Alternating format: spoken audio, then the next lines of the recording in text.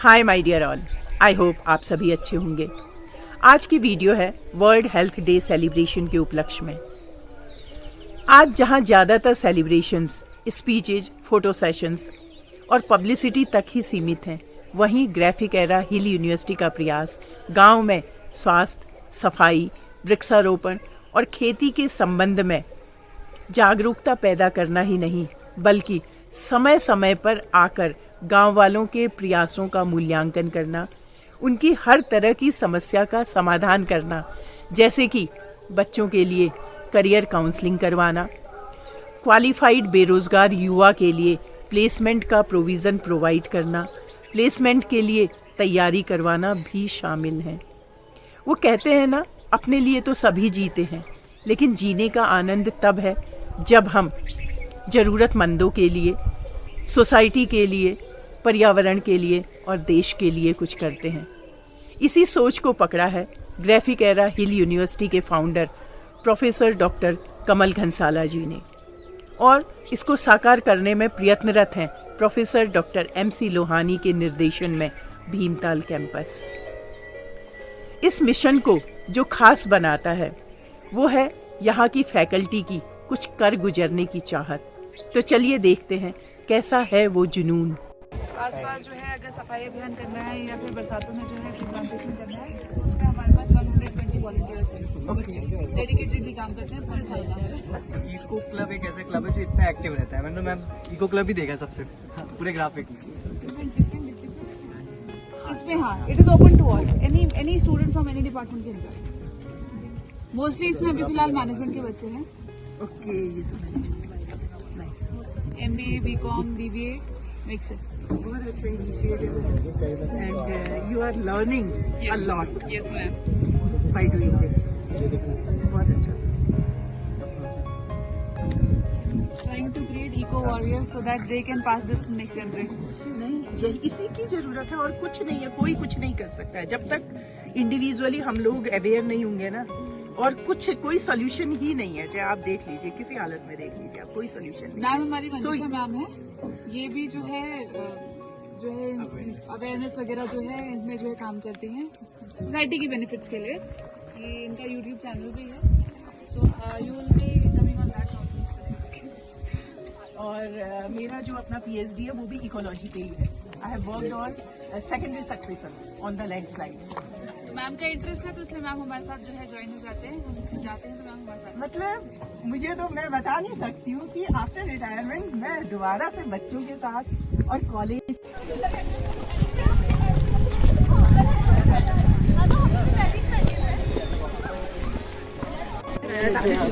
सामने तो है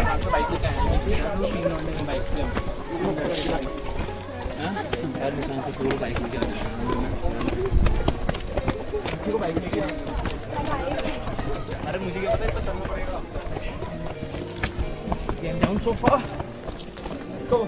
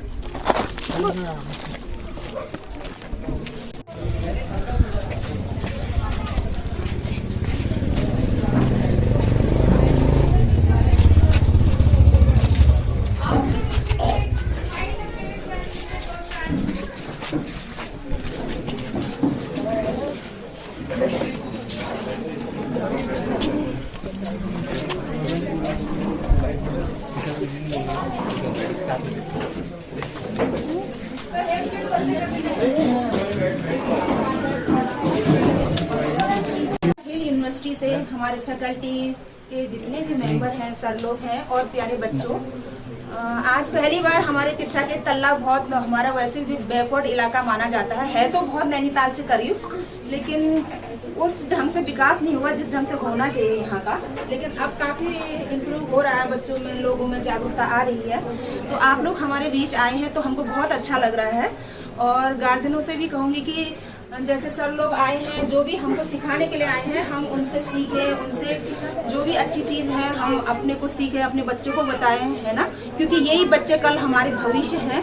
और आज हम कैसे ढंग से जी रहे हैं, हम ये सोचेंगे कि आने वाला का जो कल है हमारा और अच्छा हो, तो इसके लिए हम बच्चों पर अधिक से अधिक हमको ध्यान देना है। इसीलिए आप लोग का पुनः हम वेलकम करती हूँ। धन्यवाद।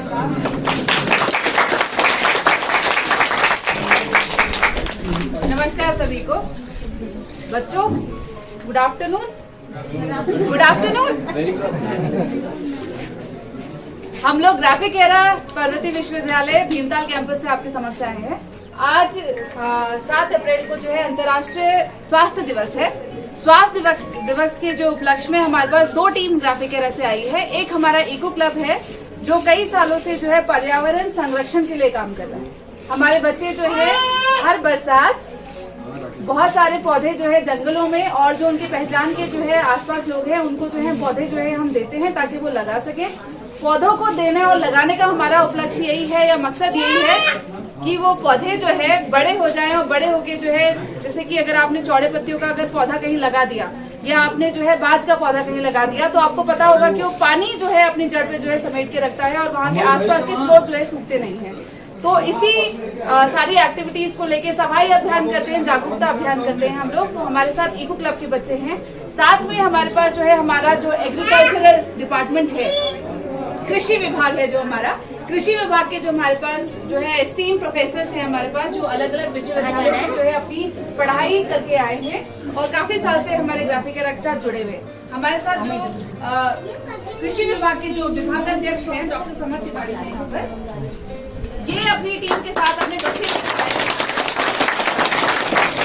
बीएससी एग्रीकल्चर के बच्चे आपके समक्ष यहाँ पर हैं, जो आपको आज विश्व जो आपका स्वास्थ्य दिवस है उसके उपलक्ष्य में जो है थोड़ी आपको जानकारी देंगे। पौधे से रिलेटेड भी देंगे, खेती से रिलेटेड भी देंगे और स्वास्थ्य से रिलेटेड भी देंगे। तो इसी क्रम को जारी करते हुए सबसे पहले तो मैं धन्यवाद देना चाहूंगी हमारे त्रिलोक सर का, जो पीडीसी मेंबर हैं आपके। बहुत कम समय में जो है हमने इनसे बात करी कि हम आपके पास आना चाहते हैं, आपके जो गाँव वासी हैं उनसे मिलना चाहते हैं। उन्होंने जो है ये यहाँ पर जो है छोटा सा सेटअप किया और बहुत बहुत धन्यवाद सर उसके लिए आपका।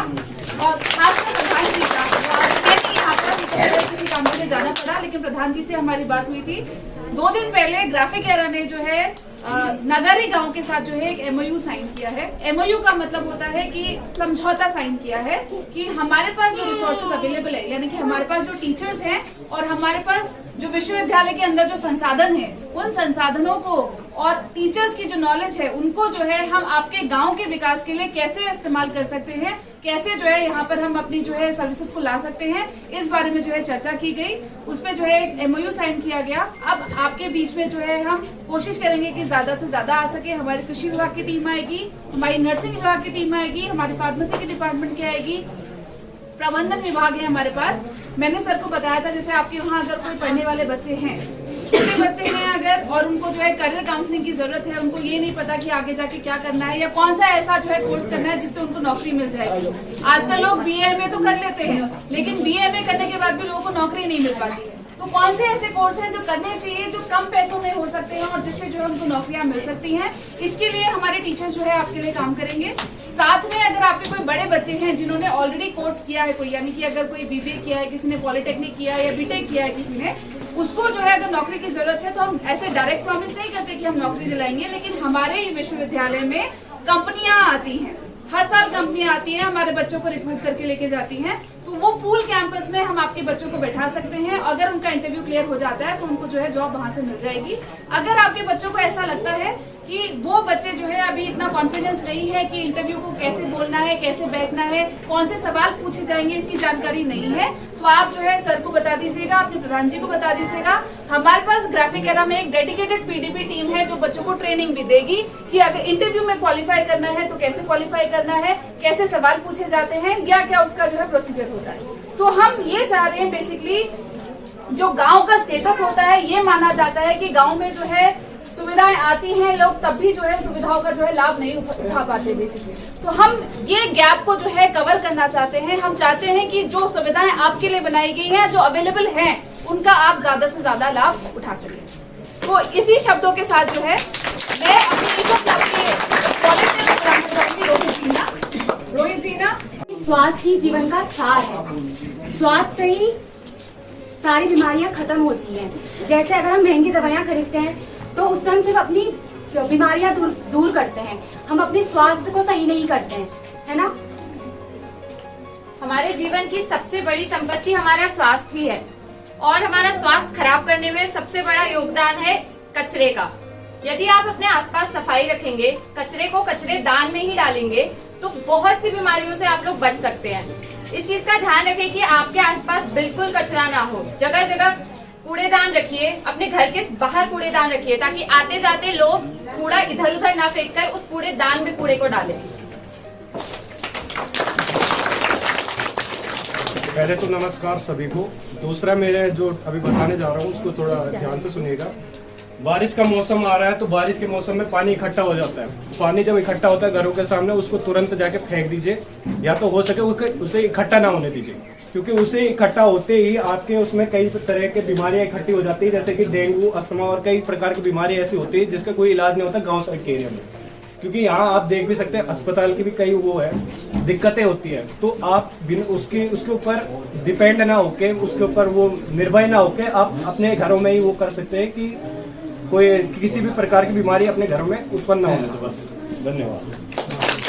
जैसा कि आप जानते हैं कि स्वच्छता का हमारे पर्यावरण में बहुत महत्वपूर्ण कार्य है। जैसे कि अगर हम जितनी ज़्यादा साफ सफाई रखेंगे तो बीमारियां उतने कम होती हैं, क्योंकि जितना ज़्यादा कचरा अगर हमारे आसपास होगा तो उससे जो वायु होती है वो भी प्रदूषित होती है, जिससे अनेक प्रकार की बीमारियां उत्पन्न होती हैं जो हमारे लिए बहुत हानिकारक होती है। जैसे कि हमने पिछले 1-2 साल में देखा कि कोरोना वायरस किस प्रकार से पूरे दुनिया भर में फैल गया है, जो कि जिसके लिए हमें यह जरूरी है कि टाइम टू टाइम हाथ धोएं, साफ सफाई करें, हमेशा स्वच्छ रहें, जिससे कि ये बीमारियां दूर हो सकती है और हमें इन सब के लिए जागरूक होना पड़ेगा।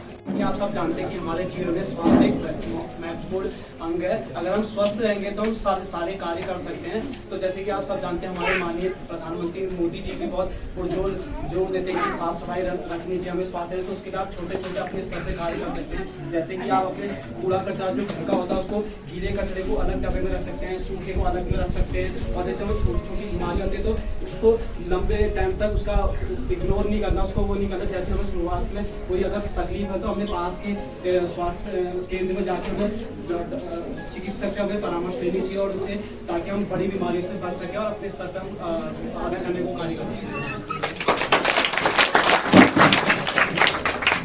सभी को नमस्कार। मेरा जैसे मेरे भाई ने बोला कि गीला और सूखा कचरा अलग अलग होता है।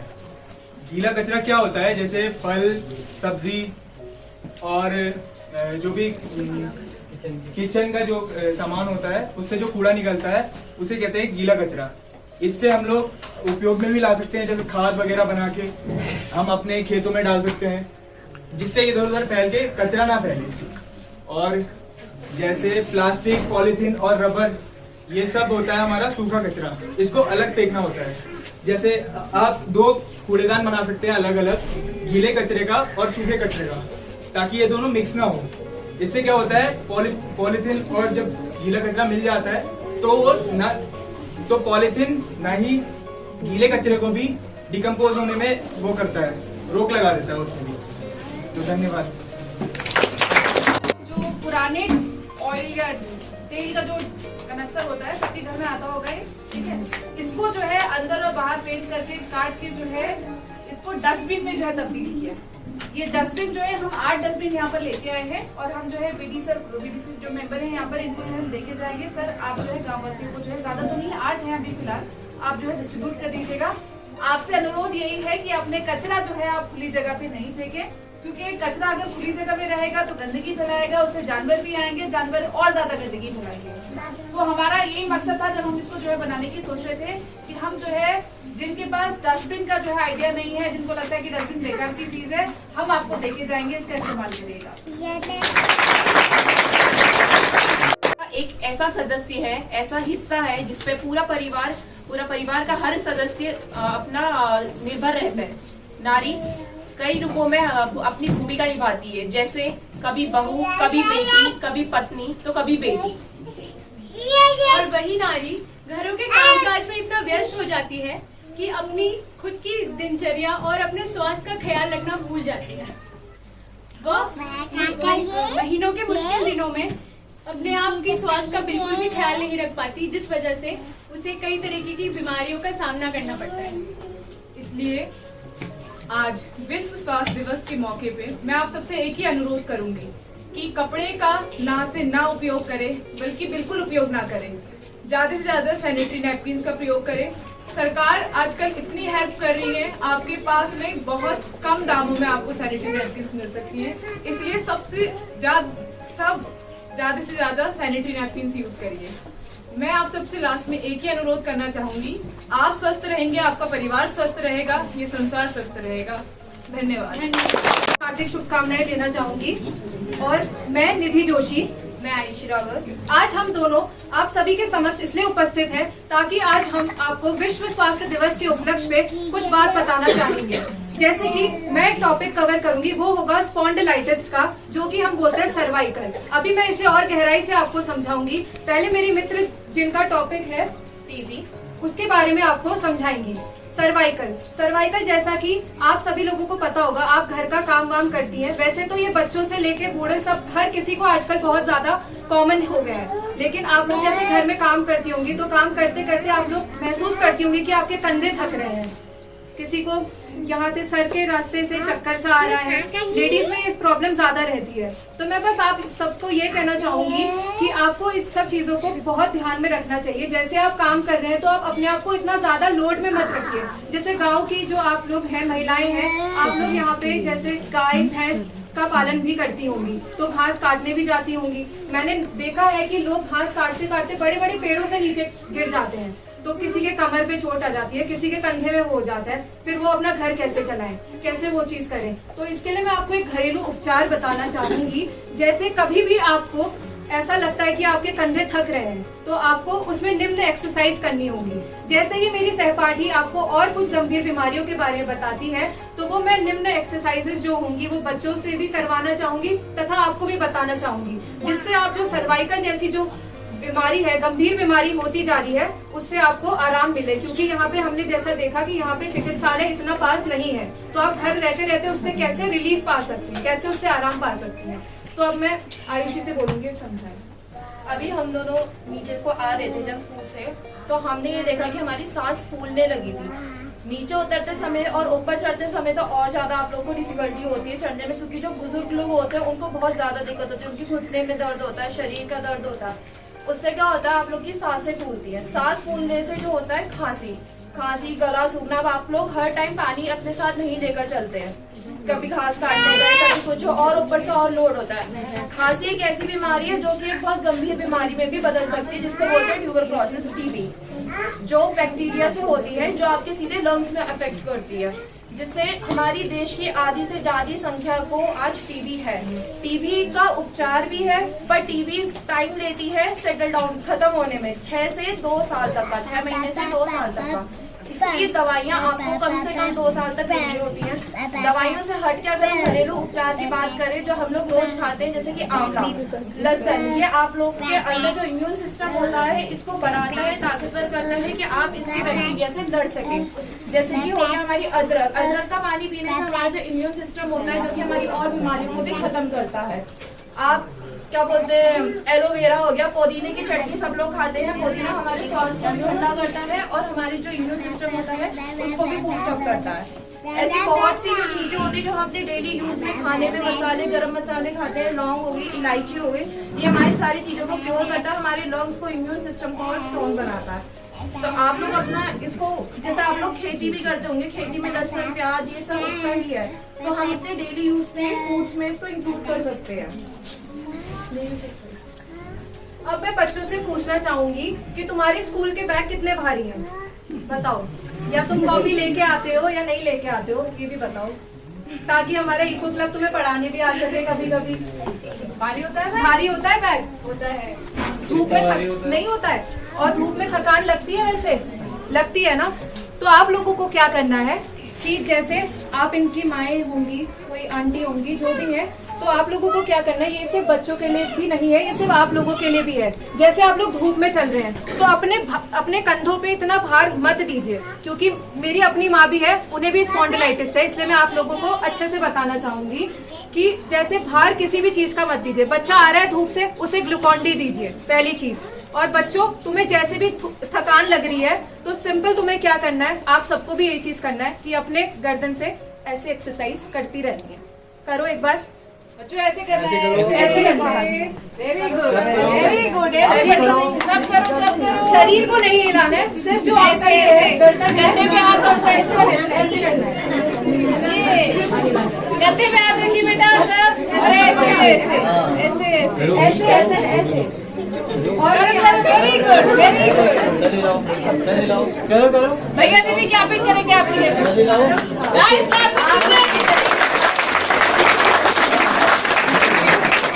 बच्चे को अभी समझ नहीं रहे, लेकिन मैं यहाँ के अध्यापिका महोदय से भी बोलना चाहूंगी कि सुबह के टाइम इनकी पीटी के दौरान ये एक्सरसाइज जरूर रखें, क्योंकि ये बहुत ज्यादा गंभीर बीमारी आजकल बन रही है। और आप लोग मोबाइल गेम्स में लगे रहते होंगे, मोबाइल फोन भी अगर यूज कर रहे हैं तो आपका जो पोस्चर होगा वो आपको दी बताएंगी कि एकदम स्ट्रेट रहेगा। जब बैठे भी हो तो बैठ के भी एकदम आपको ऐसे स्ट्रेट रखना है अपना पोस्चर, ठीक है। और मोबाइल ऐसे रखना है, झुकना नहीं है, कमर एकदम सीधी रहेगी आपकी। और जैसे अभी बैठते हुए भी आप लोग बैठे भी हो तो एकदम सीधे बैठो, सीधे बैठो एकदम, ये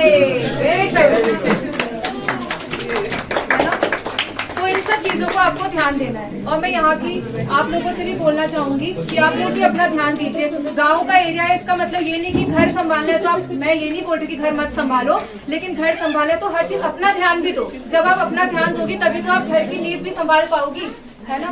धन्यवाद।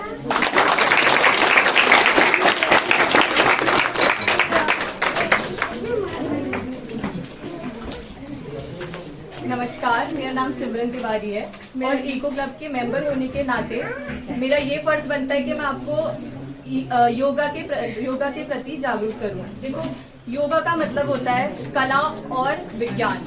योगा हमेशा हमें करनी चाहिए, क्योंकि कब कौन सी बीमारी लग जाए किसी को पता नहीं है। हमें अपने शेड्यूल में योगा लानी चाहिए, चाहे सुबह आप 5 बजे उठें या शाम को करें। हमेशा योगा हमें अपने शेड्यूल में लानी चाहिए। और हमारे, क्योंकि योगा हमारा हृदय को भी अच्छा करता है और इम्यून सिस्टम को बूस्ट करता है। और ज़्यादातर हम आजकल के टाइम में छोटे 10 साल के बच्चे को भी कुछ ना कुछ मतलब प्रॉब्लम हो ही जाती है, तो योगा से वो फ्रेश होगा। अपने बच्चे को ऐसा बनाइए स्टार्टिंग से ही इन सब चीज़ों में इन्वॉल्व रहे। हमारे वहाँ योगा विभिन्न प्रकार के योगा हैं। कुल 21 योगा दिए गए हैं, जिसमें से हम लोग 4 योगा के बारे में आपको बताएंगे। योगा हमारे शरीर से सारी बीमारियों को भी दूर करता है। पहला योगा है नमस्कार आसन, यह आपके शरीर को तंदुरुस्त रखता है। दूसरा योगा है त्रिकोण आसन, इससे आपका तनाव दूर होगा। जो भी आपको अपने घर का काम करते करते आप लोग थक जाते होंगे, टेंशन भी बहुत हो जाती है, तो ये त्रिकोण आसन आपका तनाव दूर करने में भी आपको मदद करेगा। अब मैं आप सबको नियम बताने जा रही हूँ योगा के सरल, जिससे कि आपको लाभ मिले। पहला कि आप कभी भी मतलब सूर्यास्त या सूर्योदय के समय सबसे अच्छा समय होता है योग करने का। दूसरा कि हमेशा स्नान करने के बाद ही योग करें। योग करने से पहले 2 घंटे पहले तक कुछ ना खाएं, खाली पेट योग करें। और योग करने के आधे घंटे बाद तक भी कुछ ना खाएं। और योग हमारे मन के साथ, तन के साथ साथ हमारे मन को भी अच्छा करता है, इसलिए योग करने से पहले अपने सारे दुर्विचार को दूर करें ताकि आपको उसका अच्छे से लाभ मिल सके। छात्र आपके सामने थे जिन्होंने कोशिश करी आपके सामने जो है अलग अलग मुद्दों पे जो है बात करने की, जागरूकता फैलाने की। अब जो है मैं रिक्वेस्ट करती हूँ डॉक्टर समर तिवारी से, जो विभागाध्यक्ष हैं एग्रीकल्चर डिपार्टमेंट की, कि वो आए और आपके समक्ष जो है कुछ बात करें। नमस्कार सभी को। काफी अच्छे से बच्चों ने बताया आपको, हमारे ग्राफिक एरिया के बच्चों ने काफी स्वास्थ्य जरूरी जो भी चीजें हैं सब अच्छे समझाई आपको। मैं कृषि विभाग के अध्यक्ष होने के नाते यहाँ पे कृषि विभाग की टीम आई है, हमारे साथ बच्चे भी हैं। कुछ बच्चे आपको जो जैसे खेती होती है तो खेती में हमारा स्वास्थ्य वहाँ भी जुड़ा है पौधों के साथ। जैसे अगर हम बात करेंगे पौधों की, तो पौधों की भी कुछ समस्याएं होती है, जैसे कि हमारे साथ समस्याएं होती हैं, हमें बीमारी लगती है तो ऐसे ही हमारे पौधों को भी लगती है। मैं जानना चाहूंगा इसमें से आप सब बहनों में से कितने लोग खेती करते हैं अपने आसपास? कोई खेती करता है?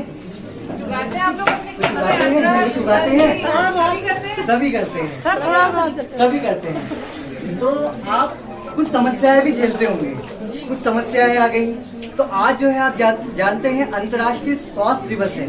तो अभी बच्चों ने हमारे स्वास्थ्य का तो बताया, उसके साथ साथ हम पौधों का स्वास्थ्य कैसे अच्छा कर सकें, कैसे उस चीज को बना सकें कि पौधों में रोग ना लगे, रोग लगता है तो उसको हम कैसे उसको सही कर सकें। तो उसके लिए उसके उपचार के लिए हमारे साथ बच्चे हैं। हमारे साथ बच्चे स्टार्ट करेंगे या सर से स्टार्ट करेंगे? सर आप करेंगे? सर करेंगे। कृषि विभाग से ग्राफिक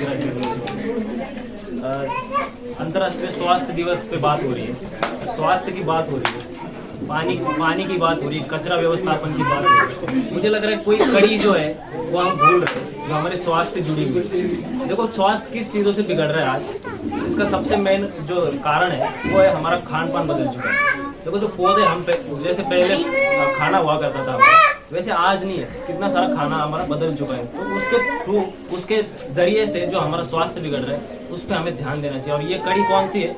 ये है मिट्टी। जो हमारा स्वास्थ्य पूरा का पूरा हमारी मिट्टी से जुड़ा हुआ है। तो मिट्टी से कैसे, मतलब हम उस पर पौधे उगा रहे हैं, आज जो मिट्टी हमारी खराब हो रही है उसका नुकसान हो रहा है। देखो पर्वतीय जो क्षेत्र है उस पर मिट्टी बह के जाना, ठीक है, और मिट्टी में जैसे हम कोई केमिकल्स वगैरह फर्टिलाइजर्स उनका इस्तेमाल ज़्यादा करना, ये सारी चीज़ों की वजह से मिट्टी का स्वास्थ्य खराब हो रहा है। और मिट्टी का स्वास्थ्य खराब हो रहा है, इसकी वजह से हमारा भी स्वास्थ्य खराब हो रहा है। तो इस स्वास्थ्य दिवस पे हम एक अघोषित अभियान आज चलाएंगे कि मिट्टी बचाओ अभियान करके। तो इसमें हमें क्या करना है? कुछ नहीं, बस मिट्टी से हमने जो लिया है वही मिट्टी को हमें वापस करना है। हमें कुछ मिट्टी के लिए ज़्यादा कुछ करना नहीं। जो हम पेड़ पौधे वहाँ पे उगा रहे हैं उससे जो फल फूल हम ले रहे हैं, उसके बाद जो बचता है वही अगर हम मिट्टी को लौटाते हैं या पानी से बहने वाली मिट्टी है उसको हम बचाते हैं, मतलब हम मिट्टी का स्वास्थ्य बचा रहे हैं, तो हमारा भी स्वास्थ्य बचा रहेगा। तो मिट्टी, अगर स्वस्थ मिट्टी तो स्वस्थ पौधे, तो भी हमारा स्वास्थ्य भी अच्छा रहेगा। है तो हमारे पास एक्सपर्ट यहाँ पर टीचर बैठे हैं, आप उनसे पूछ सकते हैं। खेती में अगर कोई भी अगर आपको लगता है तो पूछना है तो आप पूछ सकते हैं। पोषक तत्वों का प्रबंधन, इस स्थिति में हमें किसी भी रासायनिक पदार्थों का पहले उपयोग नहीं करनी चाहिए। 150 से 200 क्विंटल FYM यानी कि कंपोस्ट खाद हमें खेत में धान लगाने से एक माह पूर्व खेत में अच्छे से देना है। कंपोस्ट करके FYM यानी कि कंपोस्ट खाद, इससे अच्छी उपज आती है और रासायनिक खादों का ज्यादा प्रयोग नहीं कर पाते हैं, जिससे खेत का स्वास्थ्य बना रहता है। यहाँ पे बैठे समस्त मेरे बुजुर्ग लोगों को मेरा सर नमन। आप सभी को यहाँ पे विश्व स्वास्थ्य दिवस की हार्दिक शुभकामनाएं हैं तथा मैं भगवान से अपेक्षा करूंगा कि आप सभी का परिवार स्वस्थ रहे।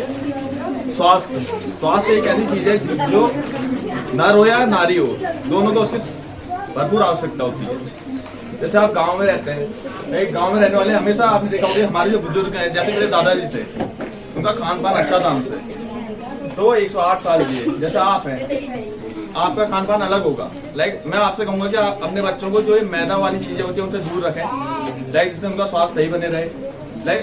गांव में रहते हैं तो दूध दही आपका अच्छा होगा, उसकी अपेक्षा करें। और जैसे हमारी कूड़ेदान की बात है, मैं आपको सबको बताना चाहूंगा, भारत सरकार की ओर से जागरूकता अभियान के तहत सारे गाँव को डस्टबिन प्रदान किए गए हैं। तो यहाँ पे जो भी ग्राम प्रधान है, मैं उनसे कहूंगा कि आप अपने गांव के लिए डस्टबिन की व्यवस्था करें। लकड़ी का यूज कम करने से ज्यादा गैस का उपयोग करें, जिससे आपको जो भी धुआं आपके अंदर जाता है थोड़ा कम जाए। और बस नहीं, धन्यवाद। आप सभी को मेरा नमस्कार। मैं अनुष्का जोशी, ग्राफिक एराम कृषि विभाग की छात्र। आज मैं आपके समक्ष कुछ कृषि से जुड़ी हुई कुछ बातें बताना चाहूँगी। अच्छा, हम खेती करते हैं।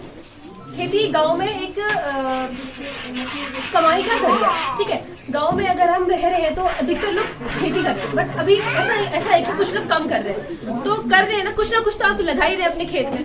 तो खेत के लिए सबसे ज्यादा जरूरी क्या है? पौधों के लिए क्या जरूरी है? जैसे हमारे लिए खाना जरूरी है, उसी तरह उनके लिए क्या जरूरी है? मिट्टी जरूरी है। अब आती है मिट्टी की स्वास्थ्य कैसा होना चाहिए मिट्टी का, ठीक है।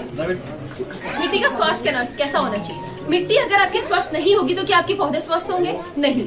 अगर मिट्टी आपकी अच्छी नहीं है तो क्या आपकी फसल अच्छी होगी? नहीं। अगर आपको अपनी फसल अच्छी करनी है अगर आपकी फसल अच्छी होगी तो आपका क्या होगी, कमाई अच्छी होगी। अगर आपको अपनी फसल अच्छी करनी है तो आपको अपनी मिट्टी अच्छी करनी पड़ेगी। तो चलिए देखते हैं। अब हम क्या करते हैं, एक साल हमने कुछ लगाया, चलो हमने धान लगाया, ठीक है, हमने उसके बाद उसमें कुछ मिट्टी में कुछ पोषण तत्व डाले नहीं, हमने उसके सारे पोषण तत्व निकाल लिए। अब अगले साल हमने उसमें गेहूं लगा दिया। अब क्या हुआ, जिसमें उतने बचे थे पोषण तत्व वो भी निकल गए। तो क्या होगा, अब हमारी अगली फसल अच्छी नहीं होगी। हम बार बार क्या कर रहे हैं, उसी मिट्टी में अलग अलग चीजें लगा रहे हैं, जिसकी वजह से क्या होगा, उसके सारे पोषण तत्व हमसे ले लिए जाएंगे, मिट्टी से ले लिए जाएंगे। अब जैसा हमारे शरीर में होता है, हम खाना नहीं खाएंगे, अच्छी सी फल नहीं खाएंगे, अच्छी से कुछ नहीं, मतलब पोषण तत्व नहीं लेंगे, तो क्या होगा, हमारी बॉडी वीक हो जाएगी, हमारा शरीर बहुत ज्यादा वीक हो जाएगा। इससे क्या होगा, हम जल्दी बीमार होंगे। उसी तरह से मिट्टी से अगर आप उसके सारे पोषण तत्व निकाल लेंगे तो मिट्टी अच्छी नहीं होगी। आपकी अगर मिट्टी अच्छी नहीं होगी तो आपके पौधे पोषण तत्व कहाँ से, यानी कि आपका पौधा खराब हो जाएगा। अब क्या करते हैं, देखिए, मिट्टी का स्वास्थ्य सही करने के लिए हमें क्या करना पड़ेगा, मिट्टी का स्वास्थ्य सही करने के लिए हमें एक फसल से दूसरे फसल के बीच में थोड़ा सा समय देना पड़ेगा, ताकि मिट्टी अपने आप को फिर से तैयार कर सके अगली फसल के, ठीक है। अगर हमारे पास पहली फसल और दूसरी फसल के बीच में टाइम नहीं है तो हम क्या कर सकते हैं, कुछ हम उसमें खुद से ऐड कर सकते हैं, खुद से मिला सकते हैं। जैसे आजकल बहुत सारे फर्टिलाइजर्स आ रहे हैं, जैसे NPK हो गया, हाँ, कुछ खाद डाल के हम क्या कर सकते हैं, अपनी मिट्टी को पोषण दे सकते हैं, जिसकी वजह से हमारे पौधे उसे लेंगे और हमारी जो फसल होगी वो बहुत अच्छी होगी।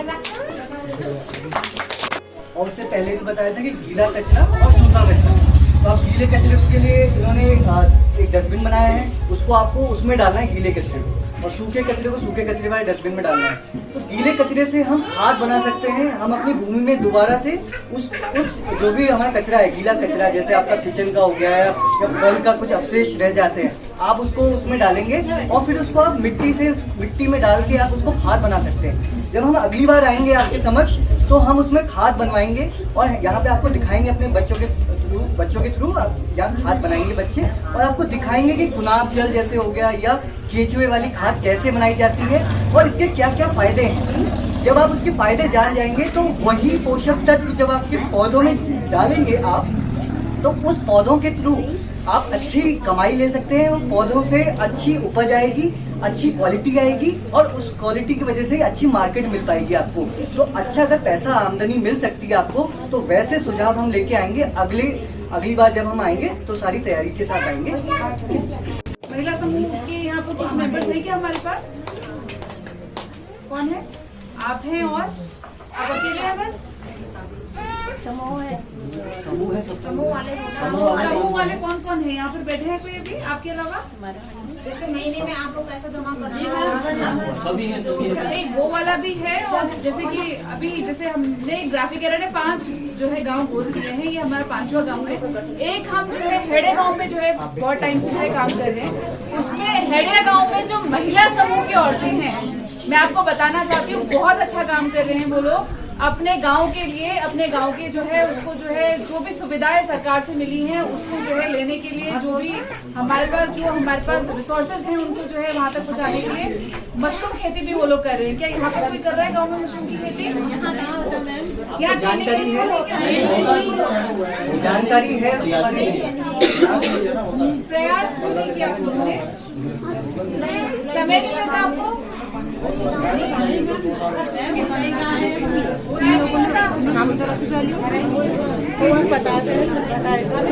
अच्छा ठीक है, मैं आपको बता रही हूँ कि आपके ऐसे गांव हैं, हेड़े गांव के 5-7 लोग हैं मेरे ख्याल से, वो अलग अलग एरिया है, बहुत दुर्गम एरिया है वो भी, लेकिन वहाँ की औरतें फिर भी काम कर रही हैं। आपको अगर इसके बारे में जानकारी नहीं है या आपको ये नहीं पता कि कैसे लीड लेना है, तो हम ऐसा कर सकते हैं कि हमारा कृषि विभाग और पंतनगर का जो कृषि विभाग की टीम है, उन दोनों को मिला के हम यहाँ पर एक वर्कशॉप कर सकते हैं, जिसमें आप लोग को जो है बताया जाएगा कि आप आसानी से इसको अपने घर में कैसे कर सकते हैं। आपका ज्यादा समय भी नहीं लगेगा और आप जो भी उगाएंगे उससे जो है आप अपने घर के जो भी फाइनेंसेस हैं, यानी कि जो पैसा है उसकी जो है इनकम आपके पास आ सकती है।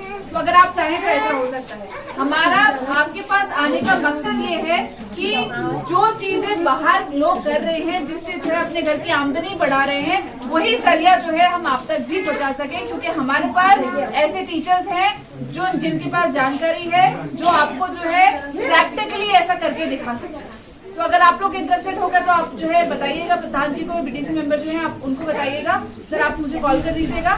मैं अपनी टीम जो है बना के फिर एक दिन दोबारा आपके पास आऊंगी और मैं चाहूंगी कि आपके, आज तो खैर कम मुझे लग रहा है यहाँ पर जो है लोग हैं, लेकिन तब मैं चाहूंगी कि आप लोग ज्यादा से ज्यादा संख्या में यहाँ पर आए ताकि आपको जो है बाहर न जाना पड़े, अपने ही गाँव में जो है आप अपने लेवल पे जो है अपने आप को जो है प्रमोट कर सकते। तो आशा है बच्चों के द्वारा जो भी आपको इन्फॉर्मेशन दी गई है, जो भी जो है आपको जानकारी दी गई है, उससे आपको थोड़ा बहुत लाभ मिलेगा। अगली बार जब हम आपके पास आएंगे तो अगली बार जो है प्रॉपर टीम हमारी आपके साथ में आएंगे और हम आपसे जो है मिलना चाहेंगे। और मिलने का देखो ऐसा होता है कि हम आपको ऐसा प्रॉमिस नहीं करके जाएंगे कि हमने ग्राफिक एरा ने जो है इस गांव के साथ जो है गोद लिया है तो हम आपको पैसे देंगे और आपके गांव में पैसा लगा देंगे, नहीं। हमारे पास जो टीचर्स हैं, जो प्रोफेसर्स हैं, IIT लेवल के हैं, पढ़ के आए हैं, वो आपके गाँव में आके आपकी समस्या सुनेंगे। समस्या सुनने के बाद उस समस्या का जो है एक सर्वे करेंगे, सर्वे करने के बाद उसकी रिपोर्ट बनाएंगे।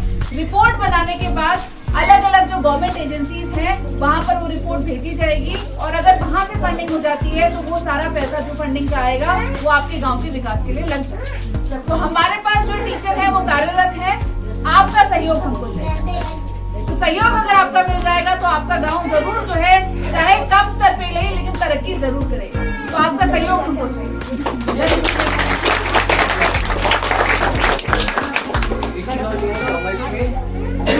कोई भी काम तभी अच्छा रिजल्ट दे पाता है, अच्छा फल दे पाता है जब वो समूह में होता है। तो मैं जानना चाहता हूँ क्या आप सब समूह में काम करते हैं या जैसे कोई भी एक आपके गांव में मान लीजिए कोई उद्देश्य है तो समूह सब मिलके करते हैं, सब अलग अलग समूह बने हैं। अच्छा, मैं चाहता हूँ कि यहाँ पे सब समूह से करें क्योंकि जैसे आपको पता है कि मुट्ठी जब एक बन जाती है तो तभी अच्छे से काम होता है। तो मैं ये जानना चाहता हूँ कि समूह, जितने भी समूह हैं हम उनको जोड़ सकते हैं क्या? सबको जोड़ के एक बड़ा समूह बना सकते हैं? ठीक है, तो इसके साथ हम प्लानिंग से आएंगे। सर आपसे बात कर लेंगे, आपसे कर लेंगे, हम भी बात कर लेंगे, सब समूह। तो आप सभी ने हमको समय दिया इसके लिए धन्यवाद। एक ग्रुप फोटोग्राफ जो है हम चाहेंगे। अब जब हम हेल्थ की बात करते हैं तो ये इंडिविजुअल न रहकर ग्लोबल बन चुकी है। लॉकडाउन के रहते हमने प्रकृति के नैसर्गिक सौंदर्य को देखा है, गहरा नीला आसमान देखने को मिला है। जिन नदियों के प्रदूषण को दूर करने के लिए दशकों के प्रयास असफल रहे हैं, उनके साफ होने की खबरें सुनने को मिली हैं। जंगलों, पहाड़ों, नदियों, झीलों को बचाना जरूरी है। ये रहेंगे तभी हमारा पर्यावरण स्वस्थ रहेगा और हम भी स्वस्थ रहेंगे। Thank you for watching the video. Comment करिए आपको ग्राफिक एरा हिल यूनिवर्सिटी का ये प्रयास कैसा लगा। फिर मिलते हैं आपके अपने ही YouTube channel Manjusha an influencer में। Stay blessed.